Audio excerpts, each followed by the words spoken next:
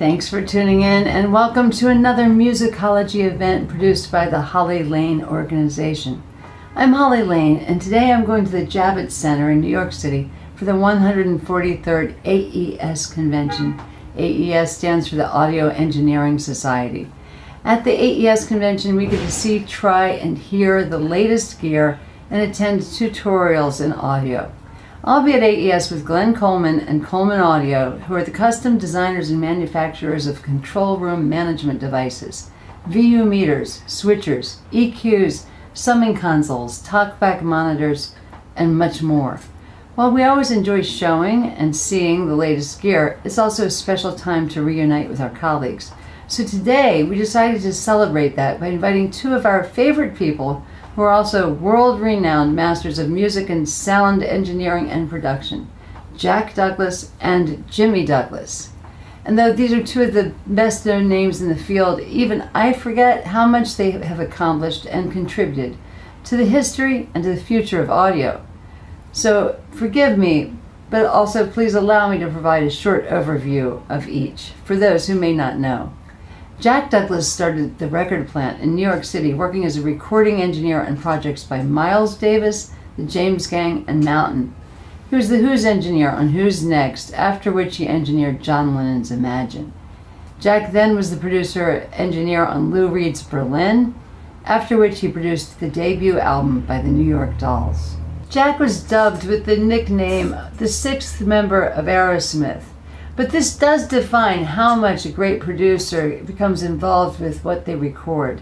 For Aerosmith, he produced Get Your Wings, Toys in the Attic, Rocks, Draw the Line, and Rock in a Hard Place. He worked on albums by Cheap Trick, Blue Oyster Cult, and Patti Smith. And in 1982, Jack Douglas, Yoko Ono, and John Lennon won the 1981 Album of the Year Grammy Award for Double Fantasy. In 2017, the Institute for Audio Research, of which he is an alumni from their first graduating class, opened a new performance space named the Jack Douglas Music Hall. Now, a brief history on another great Mr. Douglas. Mr. Jimmy Douglas, also known as the Senator, is a four-time Grammy Award-winning producer who just completed Jay-Z's most recent recording. He started his studio career at Atlantic Records as a part-time tape duplicator while still attending high school. So in his early days at Atlantic, he worked with Tom Dowd, Arif Martin, Jerry Wexler, and Ahmet Ertegun. He produced Gang of Four, Roxy Music, Odyssey, The Rolling Stones, and Slave. He was the main engineer for producer Timbaland, who he worked with for more than a decade. They collaborated on recordings for Missy Elliott, Genuine, and Jay-Z.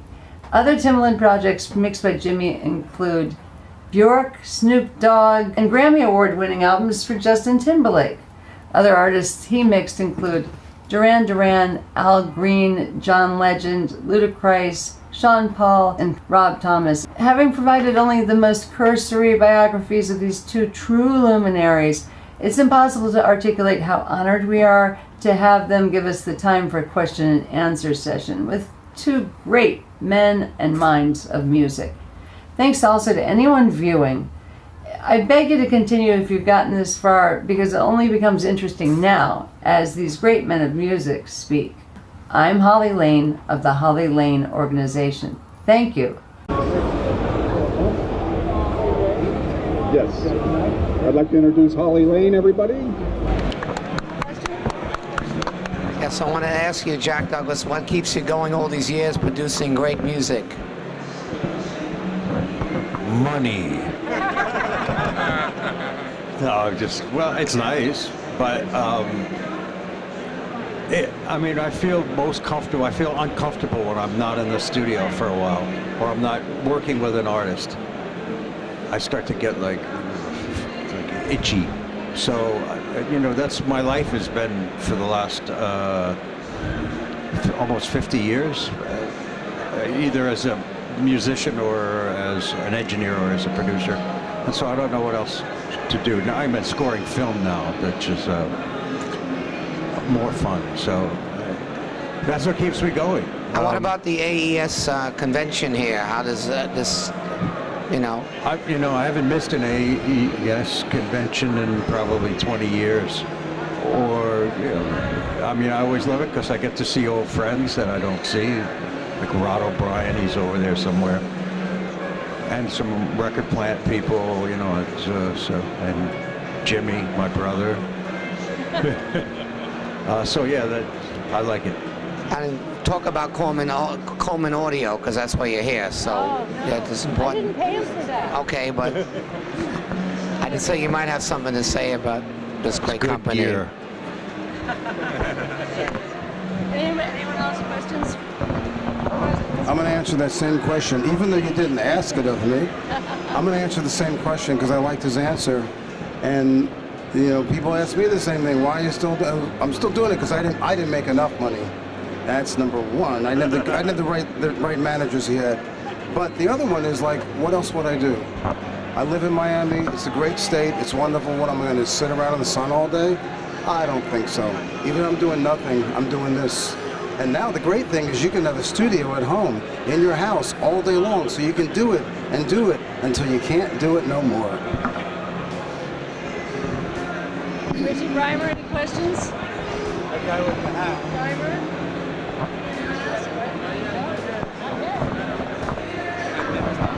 Do you feel budget constraints these days at all? Are you having to work quicker, or are you able to, with your artists, take the time to get the performances exactly what you want? And do you feel that there's more happening on the back end of quick takes and more editing, more correction, or are you able to get it from the performance still when you're working for your own ways of working? Okay, so what's interesting is about the word budget. So a lot of the projects I do, people don't really have budgets because they can do it on their laptop, and they started with a beat and they started with a thing, and where's the budget? The money they're really getting is really going in their pocket. It's not like you go to a big studio and you really have to hire people.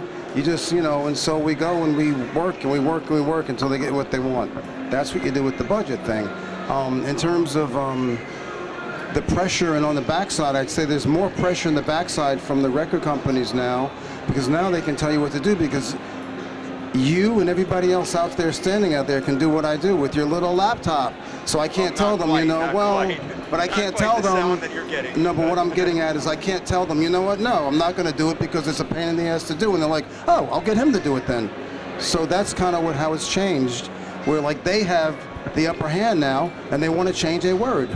Really? You want to change one word? Yes, we want to change one word. It's not going to make a difference to the sale. Doesn't matter. I want it changed.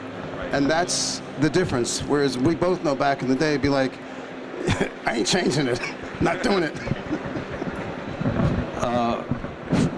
I think that in Jimmy's world, there's, but this needs some EQ, doesn't it? Yes, it's horrible. I'm sorry. I think in Jimmy's world, you know what? It's my voice. We could use a little more volume if possible, or a little more treble. We need a sound engineer. In Jimmy's world, I think with the caliber of artists that he works with and the popularity of the music that he does, he probably has a little more leeway than I do, because I work primarily in the rock world, which has become a really limited market. So, and then again, the budgets have become really small. Lucky for me, I have a studio in Los Angeles. It's set up to be a rock room, and so I can cut the costs of making the record down by quite a bit. The only thing is that you need to do a lot of pre-production before you get into the studio, so that you're not wasting time or money. So, rehearsal studios are cheap, and so that's the way I like to go. Get it all done before you get into the recording situation. The other thing is quite interesting is where the budget goes is, since for a producer there's really no back end now, there's no particular royalties to speak of, particularly with new artists who need to give their music away to promote their live shows. So there's no there's really no back-end money for a producer, no royalties. Look, I can live off of a catalog that I have that still sells, but so a producer has to ask for all the money that he's probably ever going to make at the beginning of the album, and hopefully they can come up with something that's close, but that's the only way that to make some for it to work at all. Are you guys still getting to track to tape or mixing to tape? Is that something that you're still doing? That sounds really exciting. Why would I want to spend all that time? I guess for the sound, but so you're not seeing an improvement that's worth your time as far as that? I did an album last year on tape, and it was a pain in the ass. I got to be honest. I'm that guy like, oh, tape sounds better. Oh, listen, dude. I was like, why am I doing this? It doesn't. Technology has moved. Everything's moved on, and all the things that people now look for. Well, the people that I'm with, it ain't about tape. Sometimes they do. Oh, let's do it on tape. I'm like, okay, and then time into it. Everything's not converting the same as the sounds they want to hear, and I'm like, well, because they really didn't do those on tape. And we're fighting hard to get back to zero when all we have to do is just forget about the tape idea, and then the session runs smoothly. So are you tracking the Pro Tools 100% these days? I'm sorry, are you tracking the Pro Tools 100%? I don't really do a lot of tracking. Oh, okay. I try to avoid it when possible. No, nothing is always. I said I try to avoid it. I said a really good set of drums. It was a guy Nico from one of those heavy metal bands. Who was it? Nico, the drummer. Anyway, It was insane because he was insane, and all I did was put some mics up, and it sounded amazing. For me, again, because we're in different genres completely, so there are some bands that, for me, sound better to tape because of the tape compression. And I just finished a record that I mixed with 5 kind of classic mixer guys. 5 with Jay Messina, did 5 with Shelly Akis, did all the Tom Petty records, and I did 5 with Jeff Emmerich, who was just walking by, and Jeff did every Beatle album from Revolver on. So 5 different takes at 15 songs, and we mixed both to Pro Tools and to tape. And when we got to mastering, we found that we liked the sound of tape better because of the fat bottom. I like to record to tape when it's appropriate, and I have a record coming up next month, which is the Yardbirds. I don't know if anybody remember them, but New Yardbirds. Kenny Harris and Johnny A. And Jim McCarty, who was from the original Yardbirds. And that I'll do to tape in Aerosmith Studio in Boston. But then I'll transfer to Pro Tools because this is, you got to edit. You don't want to be. I haven't picked up a razor blade in years, as you can see. But and so it'll go into Pro Tools, but I'll get some tape compression. I'll use 2, sometimes 3 tape machines. If I tie them together with clasp, I'll use a 16-track 2-inch Studer. I'll record just drums on that. Another Studer at 24-track, running at 30 IPS. The 16's running at 15. That's for guitars. And I'll run a half-inch mono machine at 7.5, and I'll record only bass on that. And the clasp will do the heavy work of tying them all together, and then into Pro Tools to edit. But so other projects like my film work is strictly to Pro Tools, or I'll work at Logic, Or Ableton, or Fruity Loops. Oh wow! So are you? Studio One even, or Studio One even. We should go to someone else. When was the first time you guys actually sat behind an MCI console? Do you remember what project you might have done when you? I actually do. No. Okay, so it wasn't the first MCI. It was the first version of the 600. The 500. The 500s, because MCI at Atlantic Records, we had one of the first ones they made. I called it the Parcheesi board. What was that model? 528. No. The original custom ones, right. So I sat behind that then. Then they made this thing, the inline console, right? What a concept. And I was sitting behind it. They delivered it to Atlantic Studios. I got to do the first session on it. And it was Herbie Mann, great jazz player. And I was doing the album, and we were doing it. And then I wanted to bounce a track. And guess what? I had to call them, and they didn't have a bounce feature on it. I don't know if you remember that, but they didn't. So I was going, how do I bounce the track? So I had to use sends that day. But I was like, hey guys, there's like no way to get back through the board. So that's a funny story, right? There was a guy named Jeep. Yeah, who it was his company. He was out of Miami, and he set up a board in Criteria, and I had the most difficult time I just couldn't. This is really early, maybe '74.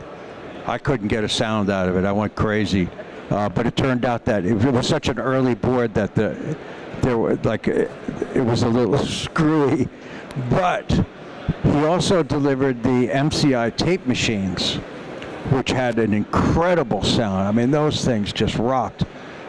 You had Scully and Studer and Ampex and 3M, and the MCI tape machines blew everything away. The electronics were incredible.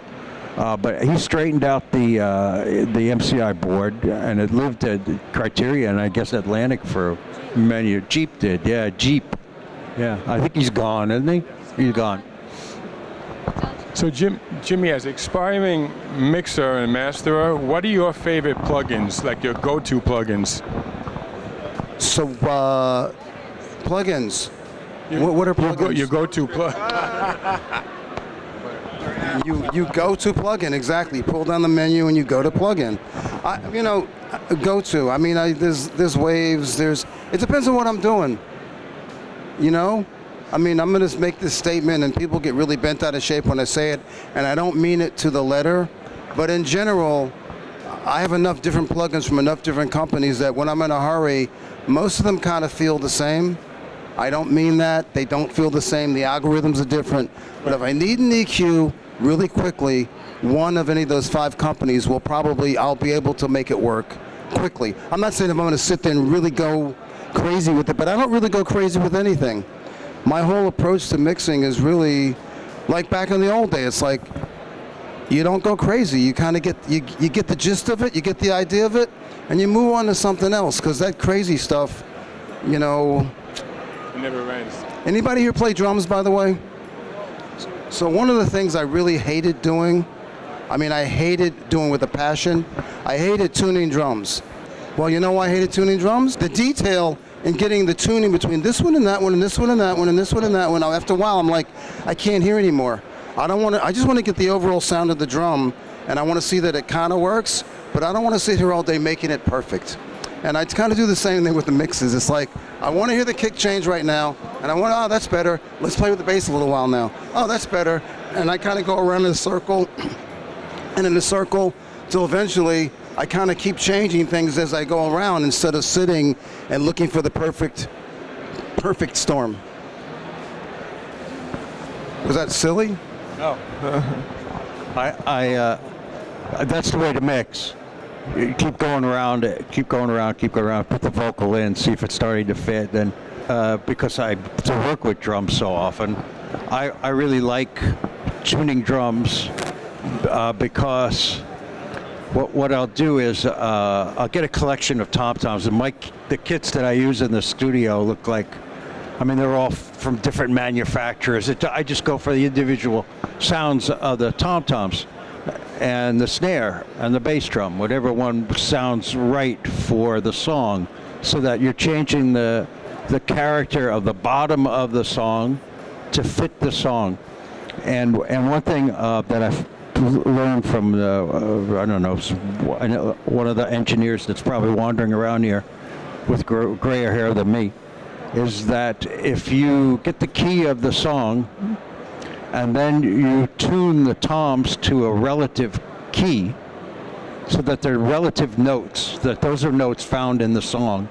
And then if you tune the tom-toms slightly flat of the track, just a little flat, that when the drummer hits the tom-toms, the illusion will be that it pulls the track down, and the tom-toms then don't have to be like way in your face because they'll be present no matter what, and that's something that really works. No, that's about it. I have a question for Jimmy. I was just wondering, what was your favorite track to work on the 444 album, and what was the most difficult track to work on? You know, I did that album so fast, I didn't really have time for favorites. We were so up to a deadline of getting it released. I mean, it was like, it's interesting mixing a record when the release date's already in your face. It doesn't give you time to really explore, breathe. It's like you just got to kind of keep it moving. The bus, well, that's true. Yeah, no, you're right. You're absolutely right. So I'd say the most difficult one to mix was actually the last. Well, for me, it was the last one that I did mix actually. Just as Mr. Tidal came in, the guy from Tidal came in to pick up my delivery, and the guy hadn't even mastered it yet on the other side of the telephone. But I forgot the name of the song, but it's the one Beyonce's in. Yeah, because you know she was in there in the end, and getting that, and that was delivered to me like of all the songs, it's of all the songs, that was the hardest one, and that's the one I had the less time to work with.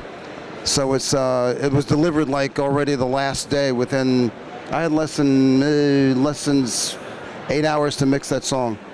You know, whereas I had time on the other ones to go back and whatever, and it was like a one-shot deal because Mr. Tidal was showing up to release the record, and you know it was just hard because I'm thinking, well, there's Beyonce, and she's very particular about the sound of her voice and how it fits in, and I'm sitting there actually just going, I got one shot to get it right, so that was probably the hardest one. So it's funny, Jimmy and I go back some years. And it's like we do different kind of music. Now my son is working with you has been on that record he did, which is kind of funny, an administrational way. Yeah. Second generation. It's really weird. But we used to both be at Manhattan Center and Atlantic. But it would be really fun because I would be coming in, you'd be finishing up with Timberland, right. And I'd be coming in with Supertramp. Right. It couldn't get any different, but we would always crack each other up. It was so much fun. But the walls wouldn't tell. See, that's the thing. When you guys are going to try out a new piece of gear, let's say you're in the market for an EQ like the CA500 that Glenn built. What do you do to test the gear? Like, how would you put an EQ through its paces to say, like, you know, is this something I'm going to now want to put in my rack? Is there a specific instrument that you, or voice, or a style of music where you go, this is really demanding, and if this EQ is really great, this is what I would do? Like, I'll tell you what I do. I don't really. First of all, it's like I'm not really looking for anything. There's just so much stuff out there, and I've collected so much stuff that I think I've got what I need. But if I'm going to take something through the paces, what I expect to see is I want to just plug it in, and I want to move a few knobs, and I want to go, oh my God. I don't, like I said, I don't want to sit there and like just do this and do that and go, oh, I don't know. Oh, maybe. Oh, listen to this. I just don't do that. I do like, you pop it in, duck. I mean, there's an EQ that I got from somebody, I'm not going to mention the name because it's a competitor, but I got it for that reason. I put it on and it was like, boom, oh shit, this does things. I got it about, I'd say 5 years later. I never really used it that much because it did too much. And it wasn't one that could hide, but that was the premise of why I bought it. Because I was like, I got all this other stuff, I know what it does. This one will do something that's... I like to, you know, it's fun to be able to just get to, you know, like throw a Pultec in, it's got 3 knobs on it. And, you know, it's like bass and treble, hello.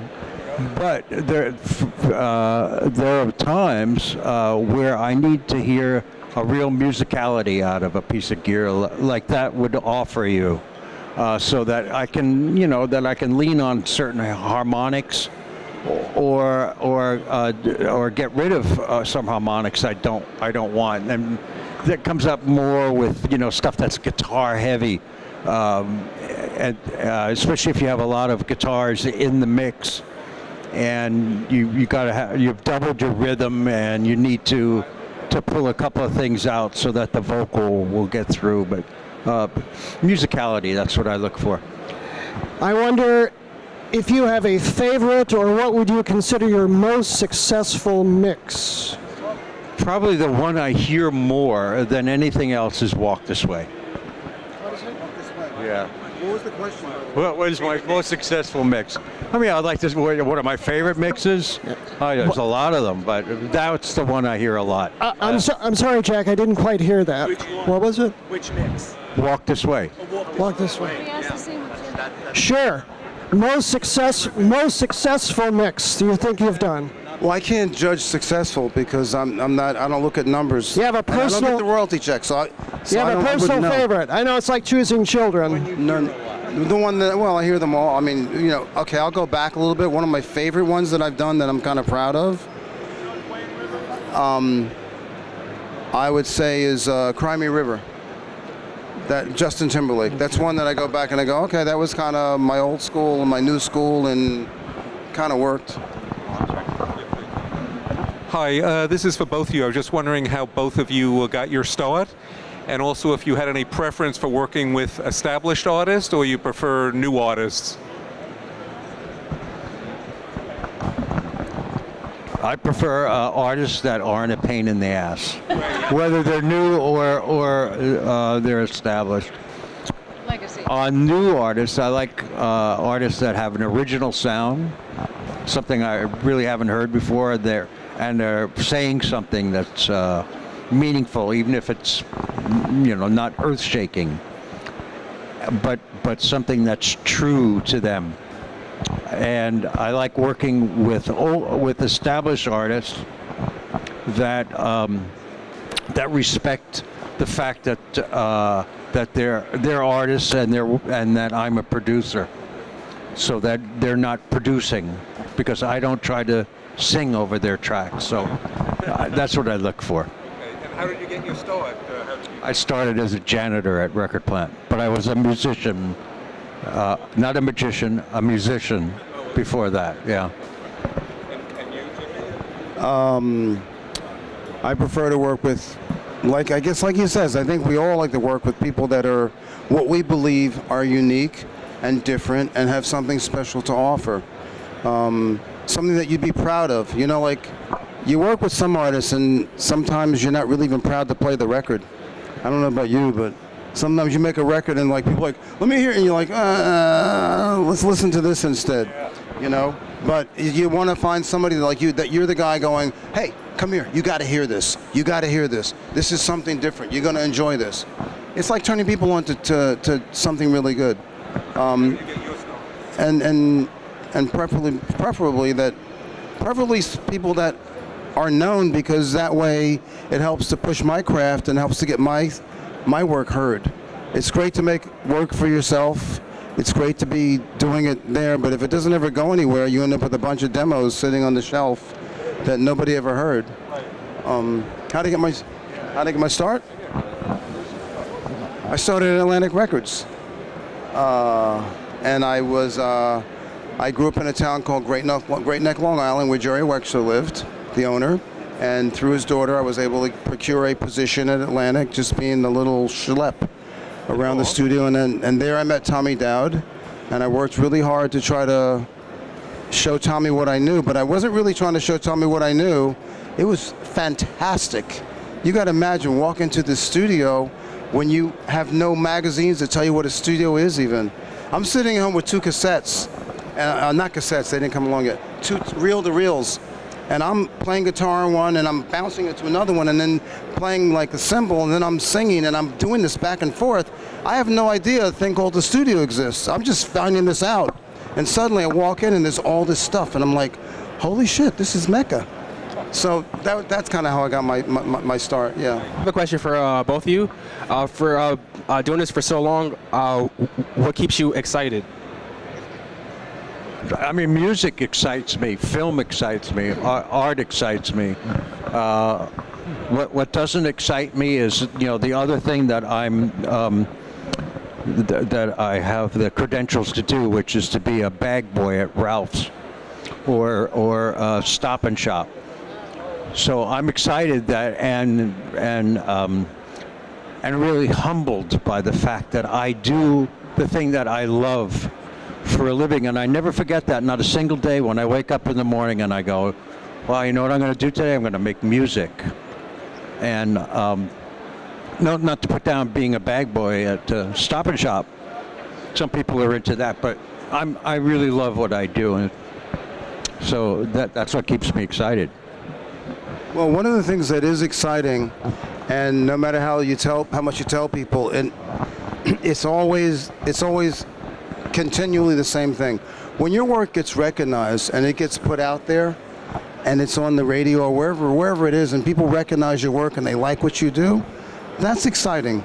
I'm not saying I do it for that reason, but it makes you feel good, and it makes you feel appreciated, and it makes you feel better about yourself even. It makes you understand that you kind of maybe have a way of communicating with people.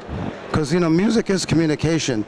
We get caught up with all the ways of making it and all the parts and pieces and thinking it's something special. At the end of the day, it's this. Come to my house. Come to my house. And it's like, okay, there was the message. Boom. However I delivered it, I could put, like an orchestra with it if you want. But the bottom line is I had a message to give. And that really does excite me. And nice royalty check always excites one. Nothing wrong with that. And, actually right now, watching the new crop of talent come up from the youth is really exciting the fuck out of me. Because I'm trying to figure out, I'm trying to reverse engineer this whole thing and going, okay, I know that sound. They did this in that time, and then they did this. And I'm going, they're coming up with this. Whoa, I never quite heard. Where are they going to go next? I'm really watching it with excitement. Good.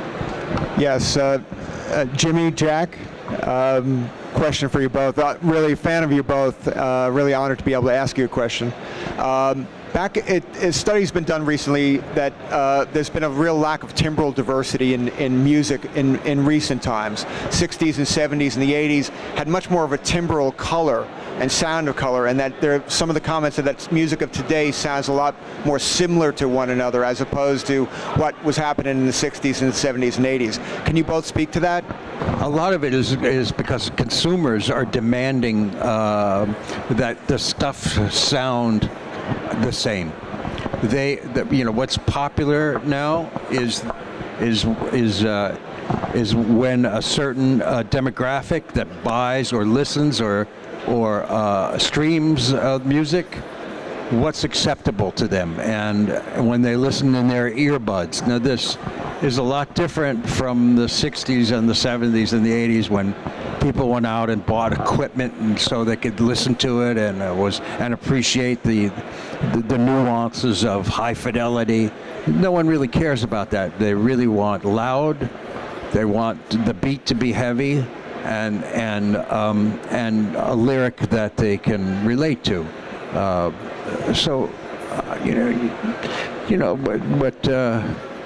are other kinds of music, but there is other kinds of music being made that respects all of those things you're talking about, but it's so unpopular that you're not hearing it.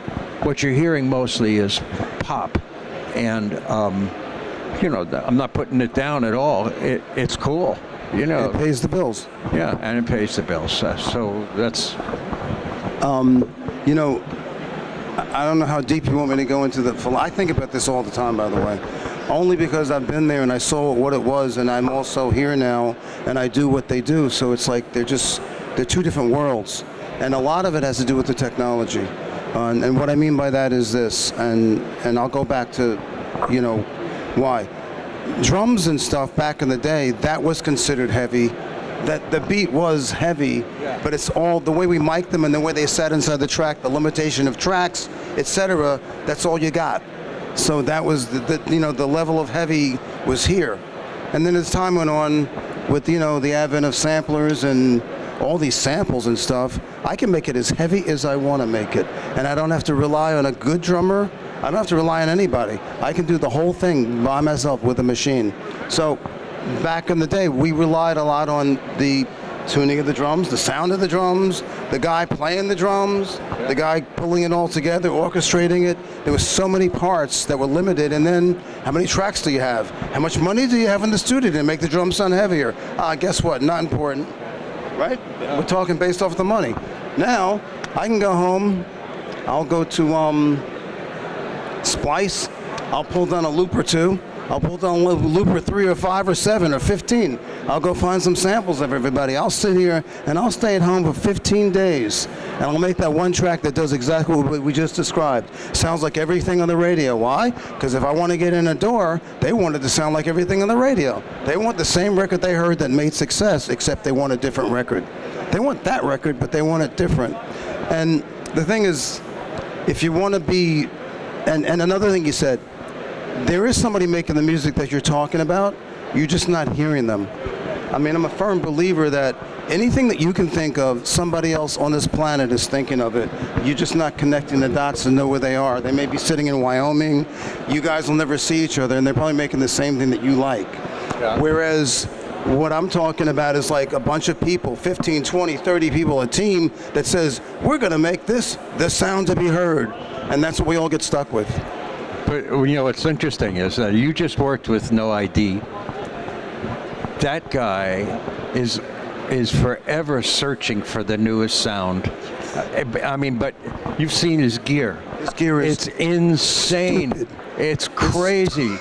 I mean, this guy is making beats, but he's got the oldest, craziest equipment that you could ever imagine. So that the sound of the beats that he makes have a different individual sound. It freaks me out, man, that stuff. It's incredible what he has. So I was wondering if you guys would know what you think is the most common mistake that a young engineer makes when he does his first tracking session. Like, what's the most common thing that they do that's usually not right? He pushes record.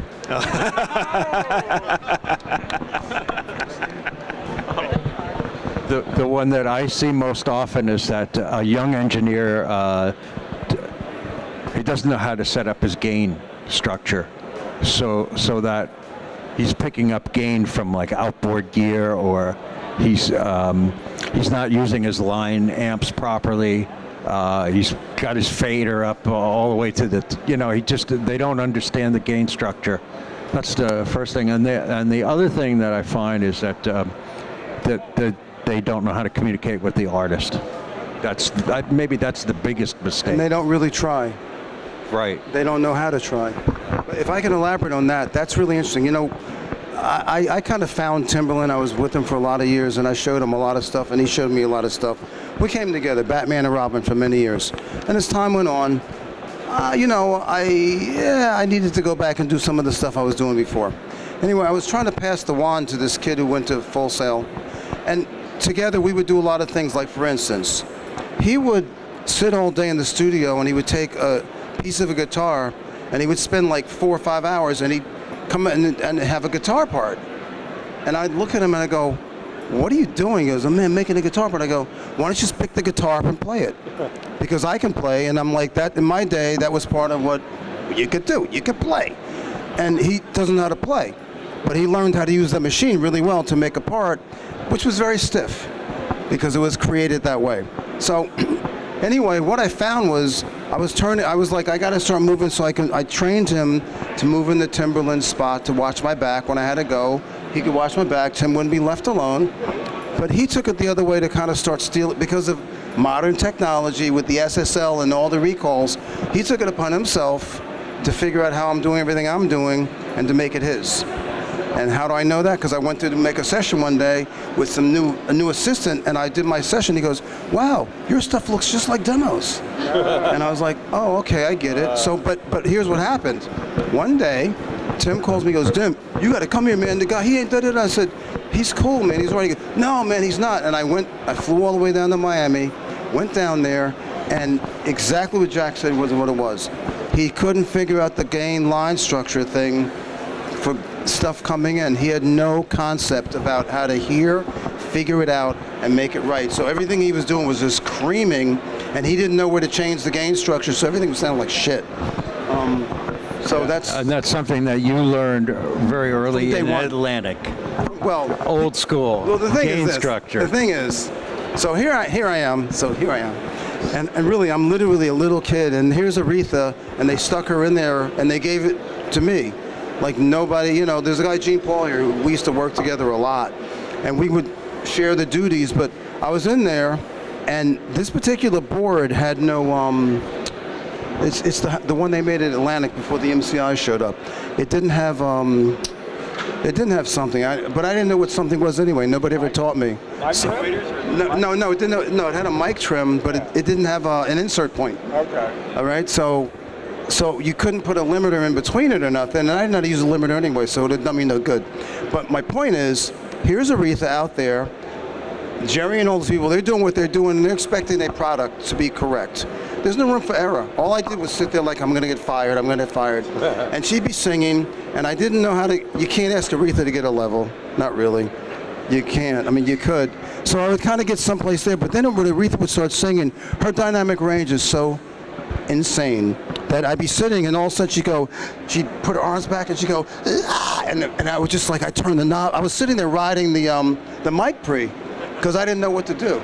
I didn't know you could use a limiter. You could use something that can control those things. Nobody really taught me. So it's kind of like, you know, what he's saying, when people come into it, they have no idea what to do with those knobs. But the first and foremost thing is, like, you just prevent distortion. That's all I knew. That's all I knew. The rest of it I could play by ear. Did that track come out with the fact that... No, this was an everyday thing. I just always thought I was going to get fired. That's how I was, you know. Fear. Driven by fear.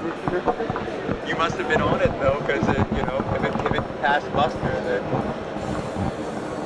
I got fired once. I was the demo guy at Record Plant. This is before you become a full engineer. You get to cut demos for artists. I was cutting Billy Joel's demos, and I was cutting Patti LaBelle's demos, all 4-track, which is how you learn, because you've got a whole rhythm section out there, and singers, and so. But you've got to do it in 4 tracks, which means you got to get your echo, your limiting, your EQ, everything has to be right, because the band is just going to be on 1 track, the rhythm section. Then there'll be some overdubs, and you'll save a track for the vocals at the end. And so I was feeling pretty good about myself. Patty was out there with the rhythm section, and I couldn't wait for them to get in and hear this thing. I'm a kid, and I'm thinking, you know what? When she hears this demo, she's not even going to want to do an actual track. This is good enough. It's going to blow her away. Blah, blah, blah, blah. So she came in. I was so excited about playing it for her. The bass player came in and stepped around behind me, and she said, "How'd it sound?" I said, "Oh, Patty, it's great. You're going to love it." And I went to reach for the remote to rewind it, and the bass player had put his beer down between me and the remote, and I was just talking to her, and I just went like that, and I knocked the beer into these giant transformers on this old, and the board went up in flames. Oh my God! Oh my God! And what the smoke and flames didn't destroy, the fire extinguishers did. And the owner of the studio came in, took a look at me, cleared the smoke away, looked, and just said, "You're fired. Get out of here." And I went home, and the chief engineer said, before you fire him, I was already home. He said, before you fire him, and feeling like my career was over, that's it, done. He said, you should listen to the tape, because if it's good, he's more valuable to you than this old board is. It's a piece of crap anyway. And he's able to bring in more money than the board's worth. And Patty was going, it wasn't his fault, the bass. So they played the 4-track, and it sounded good, like I thought it did. It didn't become the master, but it sounded really good. And so the owner said, all right, I'll call him back. And so I'm at home, the phone rings, and the owner calls me up and he said, okay, we're going to hire you back. You can come back, but we're cutting your salary to pay for the board. Happy ending. I had a question for both of you. I just want to know, out of the young artists that are coming up right now, has anything caught your ear in music? I mean, sorry. Yeah, I mean, everything that's out there, probably the same stuff that you like and love. I'm just like, I'm not naming it because I'm like, dude, I hear so much stuff, and right now I'm mixing some other stuff, and I'm like, yeah, Miguel, I can just go on and on. You know the stuff, you know, and it's like you have to be tuned into it to try to recreate it. Has something really caught your ear though? Like in new artists, like it's like there is that uniqueness. Like, well, there's this what's her name? I can't remember names anymore, unfortunately. She was at the Barclays Center the other night. With the J, her name starts with. Jay. Yeah, see, that's what I mean. So we're gonna do this for a minute. Jahena Aku? No, Jezzy. What's her name? I can't remember it. See. Everybody's got crazy names, and it's all quick and it's a flash in the pan. But she plays acoustic guitar.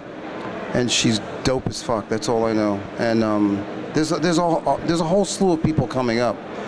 Like, in other words, I can see the industry with the new sheriffs in town. Like, they're here. Yeah. The whole new crew is here, and they're going to push the other crew out of the way. I've seen this happen before, and it's that time again. All the status quo stars are getting a little older. I'm not saying Taylor Swift ain't going to have another run. She'll run forever. She goes to Las Vegas. But I mean, when you talk about the young kids looking for their idols, she's got a good run, but there's new people in town, you know? There's this young band that sounds like Led Zeppelin. Anybody know their names? The Kids. They're unbelievable. And I remember, you know Jason Flom? Yes. Okay, so Jason said to me, a few years ago, he goes, somewhere out there playing in a garage is a band that sounds like Led Zeppelin. So I was like, yeah. He goes, I would pay $1 million for them. He did Kingdom Come. And they said, And he signed them. yeah, see what happened. Remember there was Kingdom? No, this is a brand new band. Kingdom Come. No, this is a brand new band. I remember. Yeah. He always is looking for the next one. He's always looking, but he got one. And they're really good. They're kids, and they sound, I mean, they're Zeppelin, but with a new twist on it. What's the twist? I can't remember. The twist, it just sounds, Jimmy Page. yeah, it just sounds modern. It sounds modern. Yeah. You know, we talk a lot about the newer bands, but I know you did a lot of the preliminary work for Who's Next. Iconic album, we're iconic Who fans. What was it like actually working with that band here in the city? It was unbelievably insane. Unbelievably insane. I'll tell you, I'll try to cut this story short. They came into a record plant and they asked for the chief engineer. Now, with all the engineers that were at record plant that were rock guys, they insisted on the chief engineer because they didn't know what it was going to be. The chief engineer was an R&B guy, hated rock, but got assigned to this thing. So they put me on as I was, you know, on the cusp of being an engineer, but I was a rock guy. So they put me on the date as the assistant. The chief engineer just said, go set it up, get it going. I went and I set it up. Plugged in all the mics I needed, the mic pre's that were going to work. The band came in. Keith wanted a tom mic on every tom. I don't know how many dozen he had. It was like crazy. He wanted a mic on the beater side of the kick. Oh, no, okay, no problem. It's going to be phased, but you know we'll deal with it. And the band, before the chief engineer got there, the band started to jam. And so I ran in and got the board going and started recording the jam. And then the engineer came and he put his fingers in his ears and said, turn that shit down. Who are these people? I said, you're halfway right. And he just hated it. So he turned it down. When Pete Townsend came into the control room, He said, "Did you record that by any chance?" I said, "Yeah, we did." He said, "Oh, let's hear it back." And there were 4 Westlakes. They had the quad, the big ones in the back too. So he turned on all 4 Westlakes and cranked it. And I thought that this engineer was going to run out of the room. Well, I saw him wincing, and it sounded cool. So, anyway, into that day, before we even got anything going while they were out there, the engineer said to me, "I can't do this. I want you to do it." I said, "How are you going to pull that off?" He said, "Easy." He said, "You're going in the little office next to the control room, and you're going to call me up and say something terrible's happened, and I have to leave. And then you take over, because I can't do this. There's not even a groove in this stuff. It's like not happening." And the drummer is crazy, and he's naked, except for those bee things he has on his head. So I went next door when the band came into the control room. They were standing around him, and I called him on the phone, and his name was Jack too. And I said, "Jack, I had to be really quiet so they didn't hear me." I said, "Jack, I have terrible news for you." And he kind of he did it like extra loud, "Terrible news," so that everybody would look at him, say, "Whoa, what's going on here? Terrible news." Now, this guy lived in a houseboat in the 79th Street boat basin. Yeah. Do you know this? No, I'm sorry, yeah. So I said to him, "Your houseboat's on fire, and it's sinking in the Hudson River." And he screamed that out, and "My houseboat's on fire, and it's sinking." And then he turned around to, like, in quotations, "I live on a houseboat, by the way. And it's sinking in the, oh my God, my dog." He didn't have a dog, but that was a good improv. And they were all like, "Oh, wow, you better get going." He said, "Yeah, the other engineer will take over." And I sat behind the desk, and this is like my first real tracking, like with a major band that I'm doing. And the first thing we did was "Won't Get Fooled Again." Wow. And so that was, hello. Hello. Yeah, that was it. Initiation. How old were you when that happened? How many? 22. Wow. Yeah. An oldie when you think that I just worked with Jeff Emmerich, and Jeff, as I said, engineered everything from Revolver on. And we were talking to each other, and I found out I'm older than Jeff Emmerich. So you can imagine how young he was to have started that.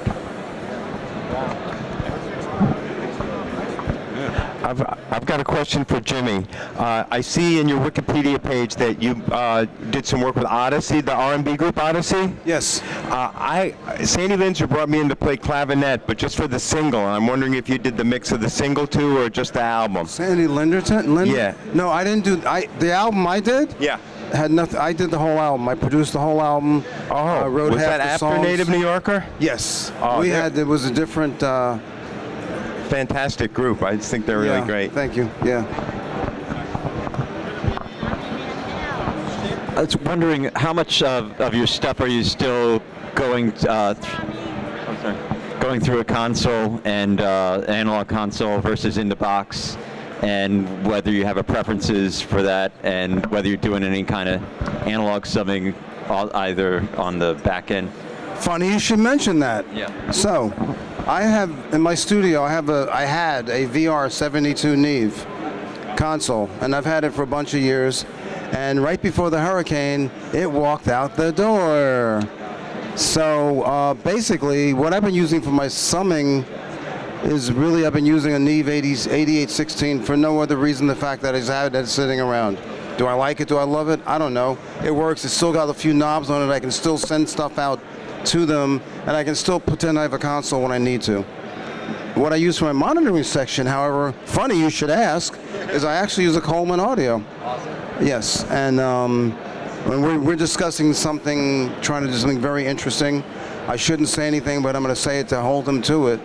We're trying to figure out like a sort of an active summing situation so that it feels like a Neve console coming out. with faders and everything. Now that would be some product, because then now you're in the box, but you're out of the box. But we'll talk. Yes.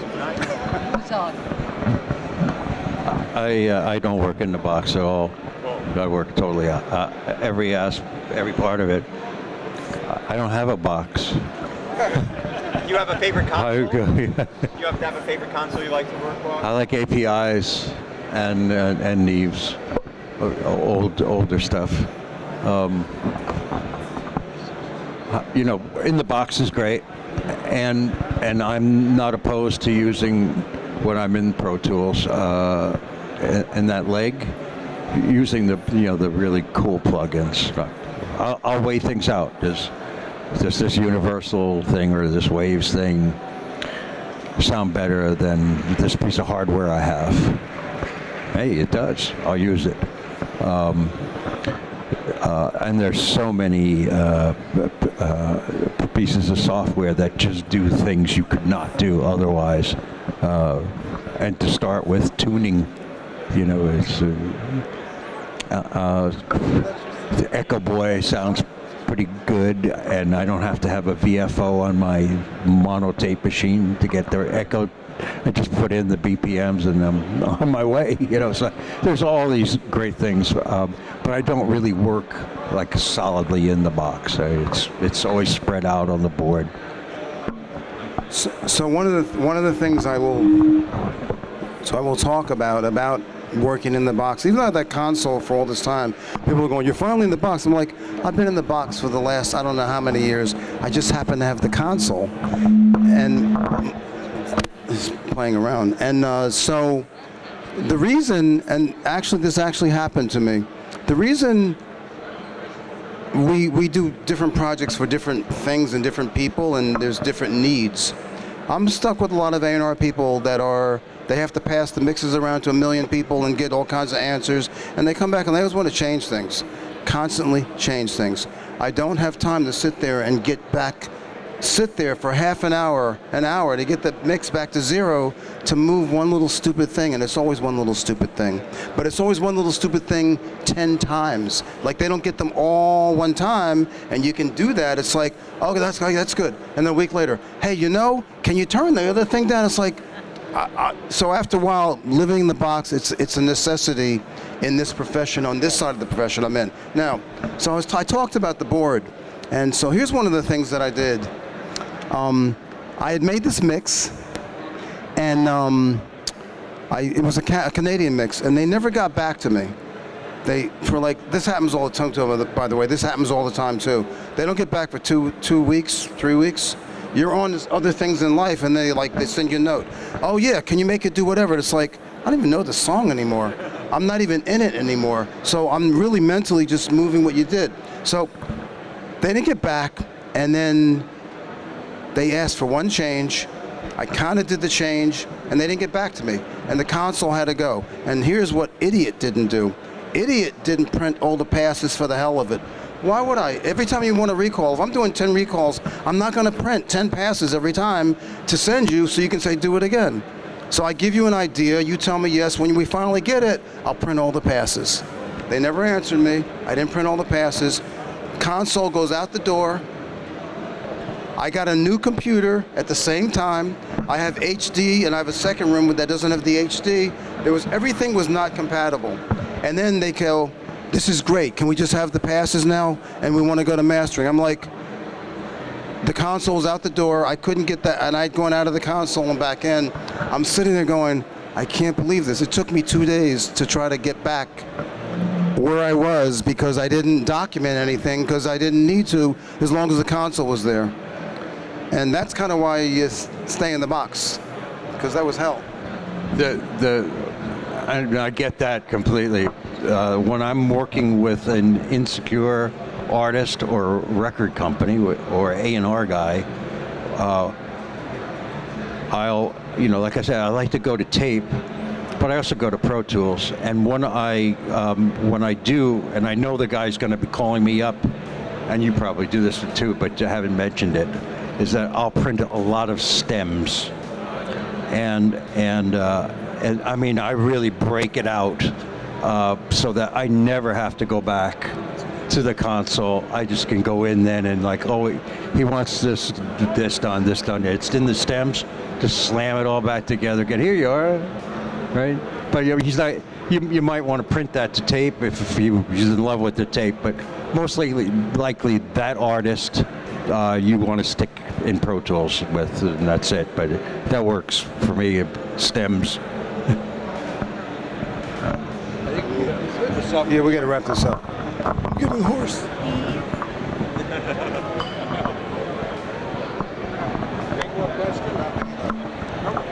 That's it.